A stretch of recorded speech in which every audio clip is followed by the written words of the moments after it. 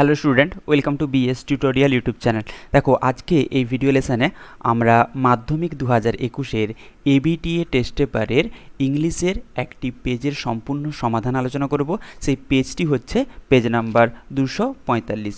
এই পেজের seen, unseen, grammar, vocabulary, writing সমস্ত কিছু কিন্তু এই ভিডিওতে আমরা আলোচনা করব। তাই শেষ পর্যন্ত তোমরা দেখতে থাকো। চ্যানেলটি যদি এখনও পর্যন্ত সাবস্ক্রাইব না করে থাকো, অবশ্যই সাবস্ক্রাইব করো এবং কাছে থাকা বেল আইকনটি ক্লিক করো, কারণ আমরা ভিডিও আপলোড করার সঙ্গে সঙ্গে তোমাদের কাছে নোটিফিকেশান পৌঁছে যাবে। তো চলো শুরু করা যাক পেজ নাম্বার 245-এর সমস্ত প্রশ্নের সমাধান আলোচনা। দেখো, পেজ নাম্বার 245-এ প্রথমে সেকশান এতে কি রয়েছে, রিডিং কম্প্রিহেনশান সিনে একের দাগে যে প্যাসেজটা দেওয়া আছে, সেই প্যাসেজটি তোমাদের টেক্সট বইয়ের দ্য পাসিং অ্যাওয়ে অফ বাপু থেকে দেওয়া আছে। তো চলো প্রথমে প্যাসেজটা আমরা পড়ে নিই, তারপরে উত্তর করব। তো কি বলছে, as I moved forward slowly I understood I was not merely in the midst of grievings people. আমি যেমন ধীরে ধীরে সামনের দিকে এগোচ্ছিলাম, আমি বুঝতে পারলাম যে আমি শুধুমাত্র শোকাহত মানুষের মধ্যে ছিলাম না। This was even more than the funeral processions of India's beloved leader. এটি ভারতবর্ষের প্রিয় নেতার শেষ যাত্রার থেকে অধিক মাত্রা বহন করেছিল। I was among people for hmm walking with Bapu had a special meaning. আমি সেই সমস্ত মানুষের মধ্যে একজন ছিলাম যাদের কাছে বাপুর সঙ্গে হাঁটাই একটি বিশেষ অর্থ বয়ে নিয়ে আসতো। We had walked with Bapu over the rough and smooth of India's recent history. ভারতবর্ষের সাম্প্রতিক শান্ত এবং অশান্ত ইতিহাসের মধ্য দিয়ে আমরা বাপুর সঙ্গে হেঁটেছিলাম। We could not accept the fact that the man who had led us over many difficult paths was never going to walk with us again. আমরা বিষয়টি মেনে নিতে পারছিলাম না যে মানুষটি বিভিন্ন কঠিন সময়ে আমাদের নেতৃত্ব দিয়েছেন, তিনি আর আমাদের সঙ্গে হাঁটবেন না। Bapu's slight figure had worked stuff in hand over a large part of India. চিপচিপে দেহের বাপু হাতে একটি লাঠি নিয়ে ভারতের একটি বৃহৎ অংশে হেঁটেছিলেন। To walk is to make slow progress. হাঁটার মধ্য দিয়ে ধীর অগ্রগতি হয়। It is around you from small insect to the horizon in the distance. স্বচ্ছতার সঙ্গে এটি ভাবতে হবে যে আমাদের চারপাশে ছোট ছোট পতঙ্গ থেকে বহুদূরে দিগন্তের সমস্ত কিছুই খুব কাছ থেকে পর্যবেক্ষণ করতে হবে। Moreover to walk was often the only way open to the average Indian. এছাড়াও সাধারণ ভারতবাসীর কাছে অনেক সময় হাঁটাই একমাত্র উন্মুক্ত পথ ছিল। It required no vehicle except his own body and cost him nothing but his energy. এজন্য নিজের শরীর ছাড়া অন্য যানবাহনের প্রয়োজন নেই এবং শারীরিক ক্ষমতা ছাড়া সব কিছুই অপ্রয়োজনীয়। Gandhiji took this necessity as he took much that was commonplace and transformed it into a joyful afford. Gandhiji এই প্রয়োজনীয়তাকে অনেক সাধারণ জিনিসের মতোই গ্রহণ করেছিলেন এবং তাকে আনন্দপূর্ণ প্রচেষ্টায় রূপান্তরিত করেছিলেন। তো এই ছিল তোমাদের প্যাসেজ। এরপরে দেখো, এখান থেকে যে সমস্ত প্রশ্নগুলো আছে তার একটার পর একটা উত্তর আমরা আলোচনা করব। প্রথম এর দাগে কী আছে, choose the correct alternative to complete the following sentence. এখানে 5টি এমসিকিউ দেওয়া আছে, তার উত্তর আমরা আলোচনা করব। দেখো, এখানে যে এমসিকিউগুলো দেওয়া আছে তার উত্তর আমরা খাতাতে করে নিয়েছি, সেগুলোর উত্তর চলো দেখা যাক। তো কী আছে, প্রথম প্রশ্ন, Bapu was India's, option B হবে right answer, beloved leader. Next 2 number, Bapu had in his hand a walking stick, অর্থাৎ অপশান সি হবে right answer. Next 3 number, while walking it is possible to look at things with clarity, option A হবে right answer. 4 number, walking required no vehicle, option D হবে right answer. Next 5 number, Gandhiji transform walking into a, option D অর্থাৎ joyful afford. এরপরে দেখো, দুইয়ের দাগে কী আছে, বিয়ের দাগে 2টি প্রশ্ন আছে, তার উত্তর করতে হবে। প্রথম প্রশ্ন আছে, what did the authors understand as she moved forward slowly. তিনি যখন স্লোলি এগোচ্ছিলেন, তখন আস্তে আস্তে এগোচ্ছিলেন, তখন তিনি কি বুঝতে পেরেছিলেন? তো এর উত্তর কি হবে দেখো, না এর উত্তর হবে as she moved forward slowly, the authoress understood that she was not merely in the midst of grieving people, she was among the people for whom walking with Bapu had a special meaning. অর্থাৎ তিনি হাঁটার সময় কি বুঝতে পেরেছিলেন, যে সামনের দিকে এগোনোর সময় তিনি বুঝতে পেরেছিলেন যে তিনি শুধুমাত্র শোকাহত মানুষের মধ্যে একা ছিলেন না, এটি ভারতবর্ষের প্রিয় নেতার শেষ যাত্রার থেকে অনেক অধিক মাত্রা বহন করেছিল, এবং তিনি সেই সমস্ত মানুষের মধ্যে একজন ছিলেন যিনি বাপুর সঙ্গে হাঁটাই একটি বিশেষ অর্থ বহন করে।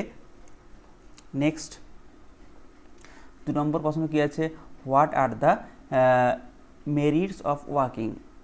তো এর উত্তরটা কী হবে, the merits of walking are it requires no vehicle except his own body and cost nothing but energy. It is the only way to the average Indian, and it helps to connect small insects to the horizon in the distance. এরপরে দেখো কি আছে, C এর দাগে complete the following sentence with information from the text. এখান text থেকে information নিয়ে এই সেন্টেন্সগুলো কমপ্লিট করতে হবে। প্রথম প্রশ্ন আছে people could not accept dash, তো সঠিক উত্তর কী হবে, people could not accept the fact that the man who had led Indians over many difficult paths was never going to walk with them again. Next 2 number, Bapu with his slight figure dash, তো এর উত্তরটা কী হবে, বাপু with his slight figure had worked stuff in hand over a large part of India. Next 3 number, two walk was often dash, তো সঠিক উত্তরটা কী হবে, two walk was often the only way to the average Indian. তো এই ছিল তোমাদের 1 দাগের যে প্যাসেজ দেওয়া আছে তার উত্তর। এরপরে দেখো 2 দাগে কী আছে, 2 দাগে একটি পোয়েম দেওয়া আছে, তোমাদের খুবই পরিচিত এবং এবারে মাধ্যমিকের জন্য খুবই গুরুত্বপূর্ণ, ফেভেল থেকে দেওয়া আছে এই পোয়েমটি। তো এখান থেকে যে সমস্ত প্রশ্নগুলো আছে তার উত্তর একটার পর একটা আমরা আলোচনা করব। তো দেখো এখানেও 4টি এমসিকিউ রয়েছে, তার উত্তর আমরা খাতায় করে নিয়েছি, চলো দেখা যাক। তো দেখো 2 দাগে কী আছে, the poem is written by, সঠিক উত্তর কী হবে, R.W. ইমারসন, অর্থাৎ Ralph Waldo Emerson. Next 2 number, the former means, এখানে ফর্মার বলতে কাকে বোঝানো হয়েছে, দ্য মাউন্টেনকে বোঝানো হয়েছে, অপশান বি হবে right answer. 3 number, the mountain called the squirrel little prig to, কী হবে, to mock him, option B হবে right answer. Next 4 number, it is beyond doubt that the mountain is very enormous, তাহলে option D হবে right answer, the mountain is very enormous. এরপরে দেখো B এর দাগে 2টি প্রশ্ন রয়েছে, এখানে ফার্স্ট স্টেটমেন্ট দেওয়া আছে, তার কারণ লিখতে হবে। স্টেটমেন্টে দেওয়া আছে Bun had to reply to the mountain, এর কারণ কী ছিল, এর কারণ ছিল যে Bun had to reply to the mountain, এর রিজন হবে the mountain and the squirrel have a quarrel, তাদের মধ্যে একটা কথা কাটাকাটি বা ঝগড়া হচ্ছিল। নেক্সট 2 নম্বর স্টেটমেন্ট দেওয়া আছে doubtless being big should not be a matter of pride, তো এটার কারণ কি হবে, এর কারণ হবে whether big or small they all work together to provide beautiful nature, ঠিক আছে। তাহলে এই ছিল তোমাদের সিন পোর্শন। এরপরে দেখো আমরা আলোচনা করব 3 দাগে আনসিন পোর্শন নিয়ে, reading comprehension unseen.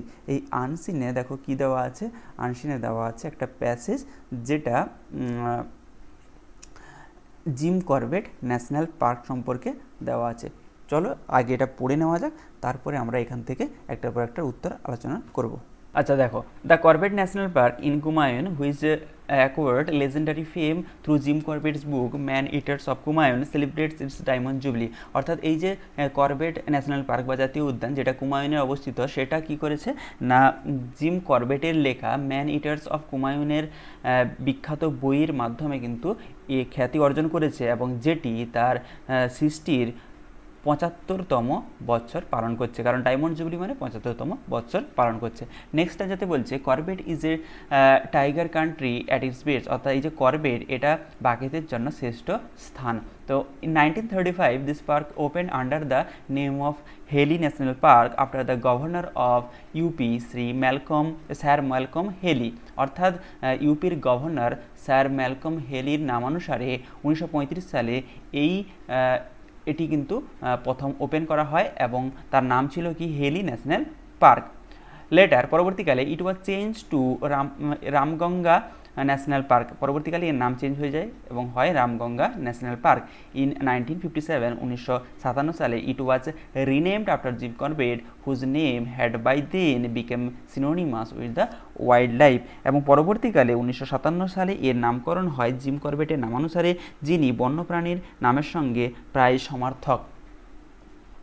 246 kilometers from Delhi, the Corbett National Park covered an area of 1,381 square kilometers and houses within the boundary the Corbett Tiger Reserve and the Sona Nodi Wildlife Sanctuary, অর্থাৎ 246 kilometre from Delhi, অর্থাৎ এই যে Corbett national park এর দূরত্ব হচ্ছে দিল্লি থেকে 246 kilometre এবং যেটা মোট 1381 স্কোয়ার কিলোমিটার এরিয়া জুড়ে কিন্তু অবস্থান করেছে। এবং এর মধ্যে কিন্তু কি রয়েছে না করবেট ব্যাঘ্র প্রকল্প এবং সোনা নদী ওয়াইল্ড লাইফ স্যাঞ্চুয়ারি। এর পরে স্ট্যান্ডাতে বলছে the sterling forest is dominated by tall sal tree, অর্থাৎ এই যে জঙ্গলটা ছিল এটা বেশিরভাগ এরিয়া কিন্তু বড় বড় শাল গাছ দ্বারা কিন্তু ডমিনেটেড আছে। The park is divided into 3 zone, এই যে পার্কটা ন্যাশনাল পার্কটা 3টা জোনে বিভক্ত, কি কি না tourist zone, buffer zone and the core forest area, এই 3টি ভাগে বিভক্ত।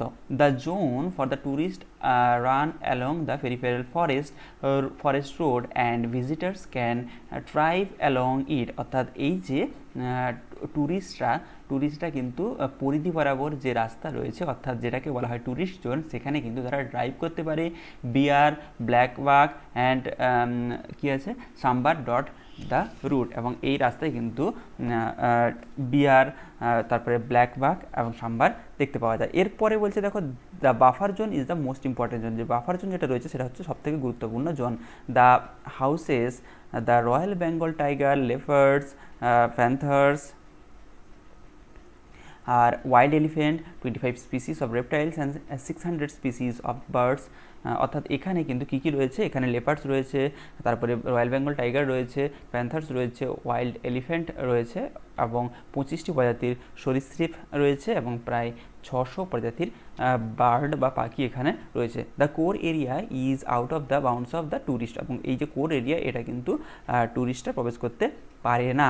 এরপরে দেখো এখান থেকে প্রথম 6টা শর্ট কোশ্চেন দেওয়া আছে অর্থাৎ এমসিকিউ দেওয়া আছে, সেই এমসিকিউগুলো আমরা খাতায় উত্তর করে দিয়েছি, চলো আলোচনা করা যাক। তো দেখো এখানে 3 দাগের এতে কি রয়েছে, the main attraction of the Corbett national park, Corbett national পার্কের মূল অ্যাট্রাকশন কি না অপশান এ হবে right answer tiger. Next 2 number the Corbett national park is situated in option B Kumaon. Next 3 number in 1957 the park was renamed after, কার নামে নামকরণ করা হয়েছিল 1957 সালে না Jim Corbett. Next 4 number the distance between Delhi and the Corbett national park, অর্থাৎ দিল্লি এবং Corbett national পার্কের মধ্যে দূরত্ব কত ছিল না option A 246 kilometre. Next 5 number the park is divided into, এই যে পার্কটা কতগুলো ভাগে বিভক্ত ছিল না 3টা জোনে 3 zones. Next 6 number the wild animals are mostly found in option B buffer zone, buffer জোনে ওয়াইল্ড অ্যানিমেল সব থেকে বেশি পাওয়া যায়। নেক্সট এরপরে দেখো বিয়ের দাগে কি রয়েছে, বিয়ের দাগে অ্যান্সার দ্য ফলোয়িং কোয়েশ্চেন, এখানে 3টি কোয়েশ্চেন দেওয়া আছে, তার উত্তর করতে হবে।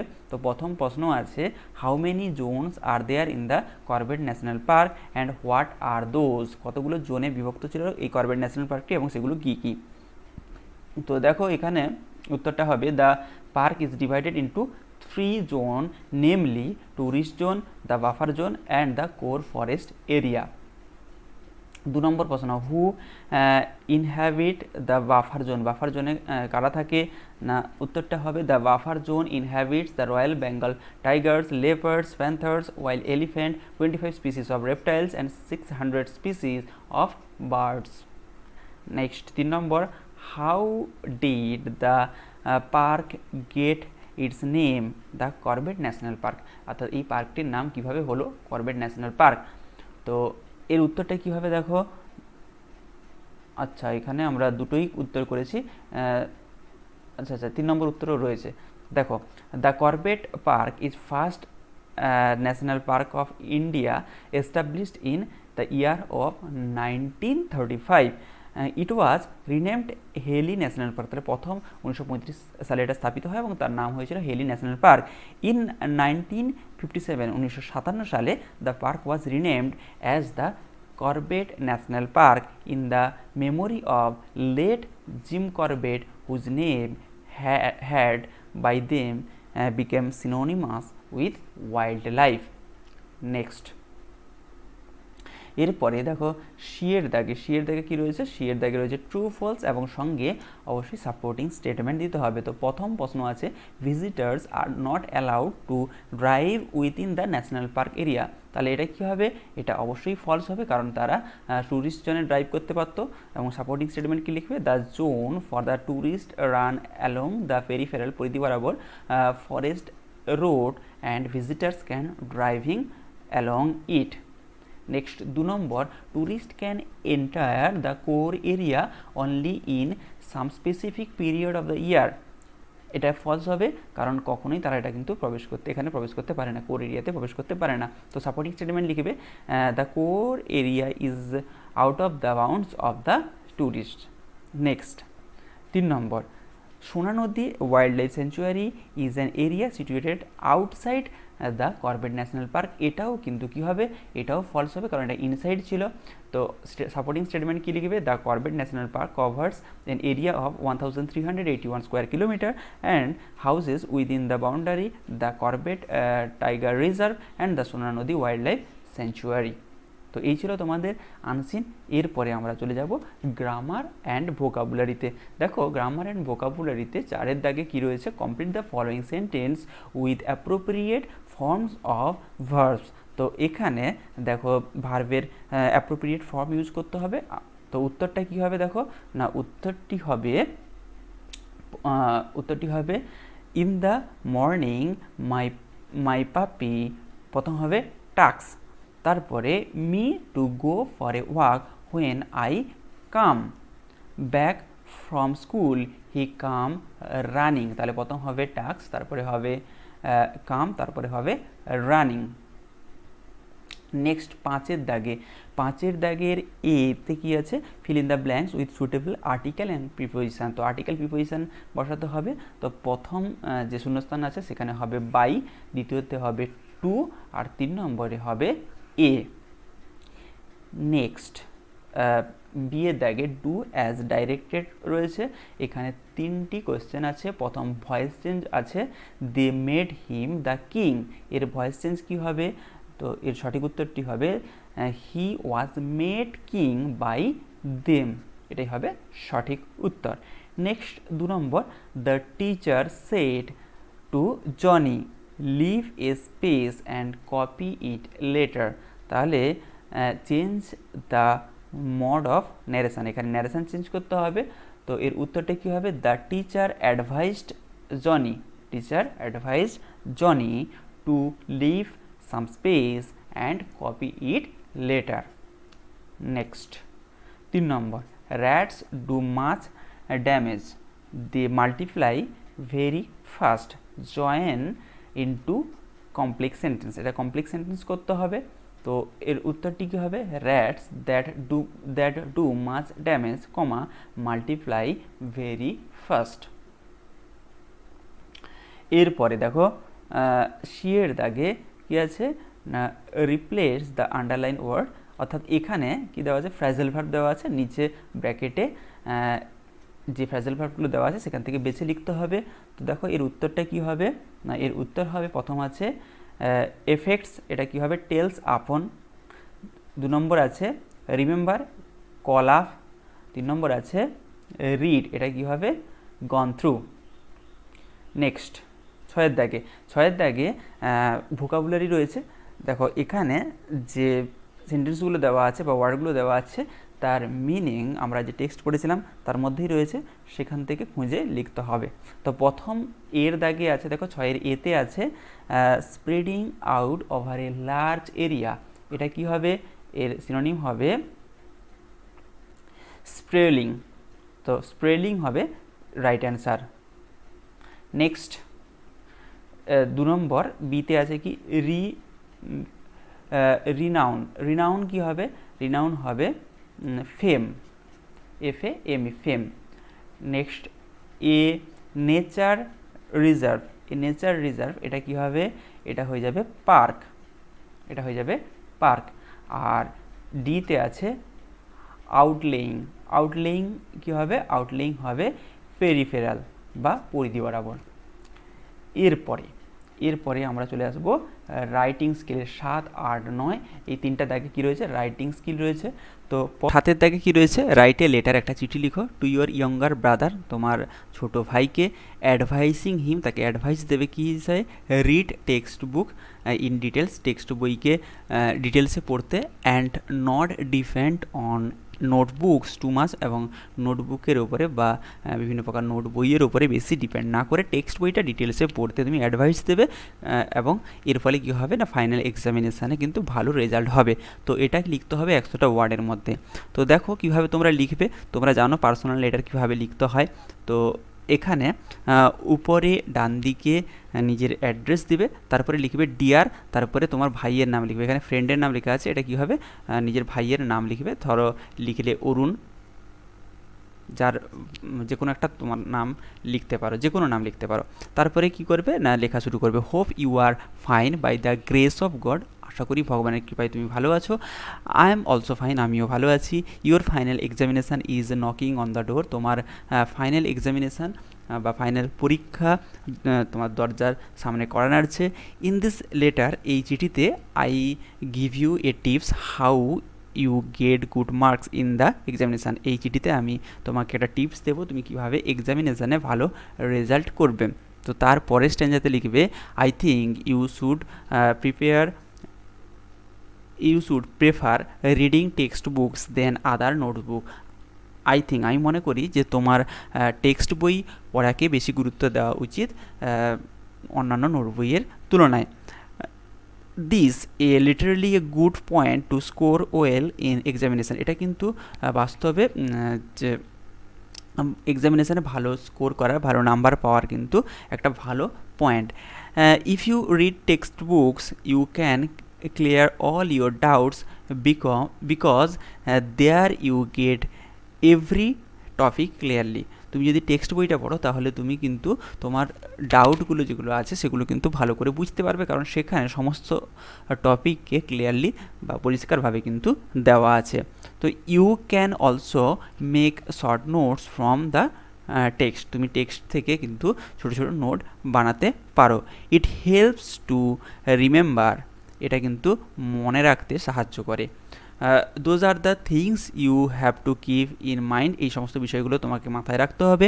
I hope that you will do well in the examination, আমি আশা করি তুমি পরীক্ষায় ভালো করবে। বেস্ট উইশেস ফর ইউ, এবং তোমাকে শুভকামনা।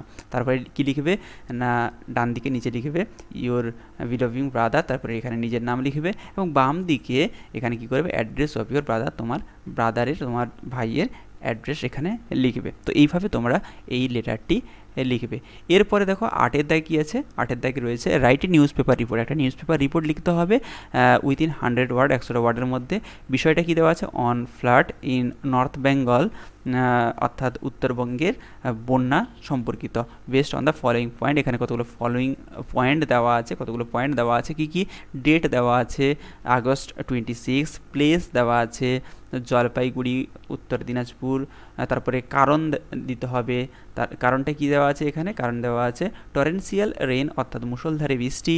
তারপরে লস, কী কী লস হয়েছে না, ক্রপস ওয়াস্ট অ্যাওয়ে, অর্থাৎ যে ফসল সেটা কিন্তু এই বন্যায় পুরো ধুয়ে গেছে। মাঠ হাউস কোলাপস, এবং যেটা কাঁচা বাড়ি সেগুলো কিন্তু কোলাপস করে গেছে।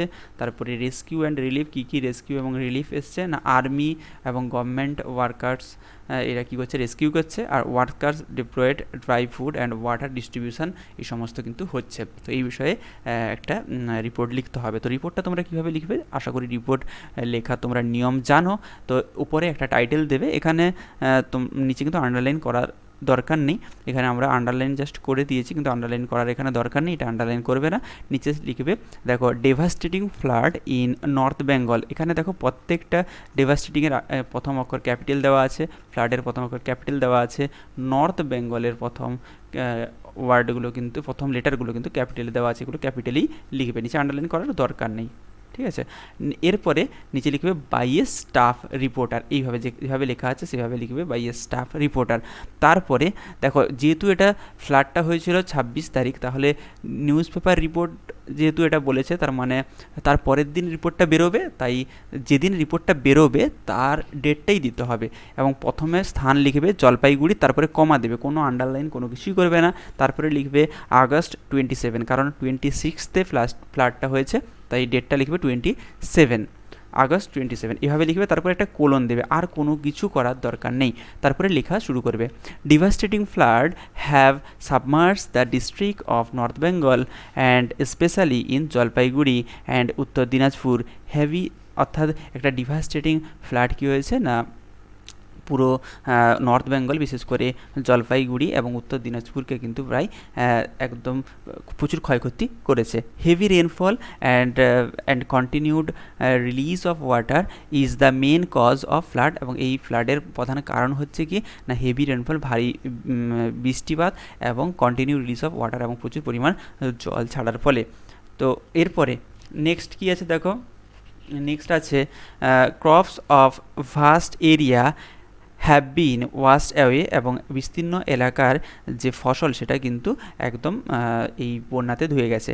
Thousands of মাড houses and even some of the brick build houses on the river side have collapsed. অর্থাৎ কিছু কাঁচা বাড়ি এবং কিছু ইটের তৈরি বাড়িও কিন্তু, যেটা রিভারের ফ্রন্টে রয়েছে বা নদীর ধারে রয়েছে, সেটাও কিন্তু কোলাপস করে গেছে এই বন্যাতে।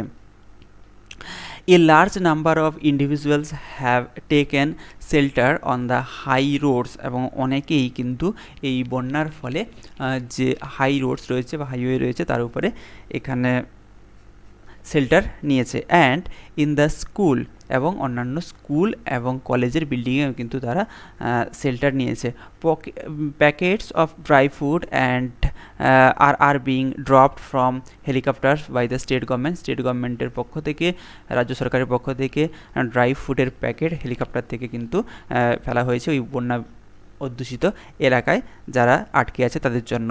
The chief minister has made an aerial survey, এবং চিফ মিনিস্টার মুখ্যমন্ত্রী কী করেছেন, একটা এরিয়াল সার্ভে করেছেন, অর্থাৎ বায়ুপথে একটি সার্ভে করেছেন for the flood affected area and promised help from the state to relieve the flood stricken people of their suffering. এবং তিনি প্রতিশ্রুতি দিয়েছেন যে যে সমস্ত মানুষজন এই বন্যায় ক্ষতিগ্রস্ত হয়েছে তাদেরকে কিন্তু তিনি সাহায্য করবেন। তো এইভাবে তোমরা এই রিপোর্টটি লিখবে।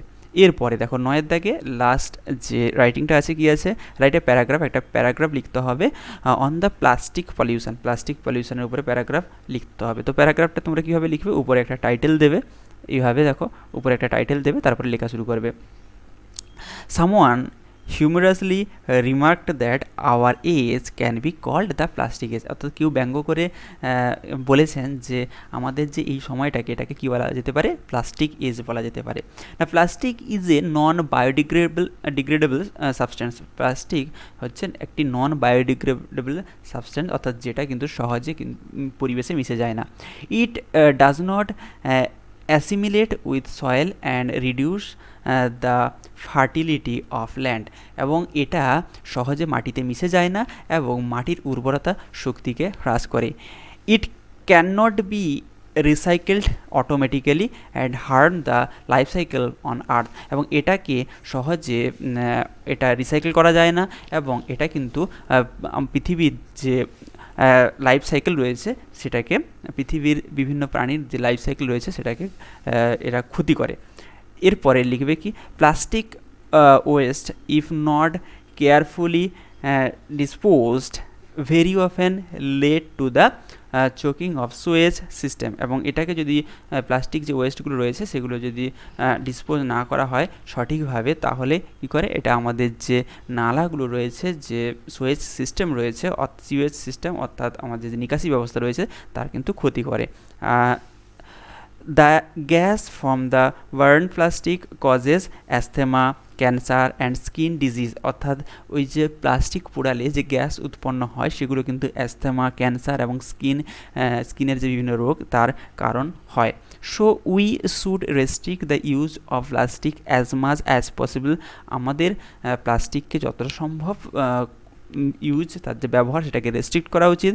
Plastic is replacing the tradition of use of jute, cotton or paper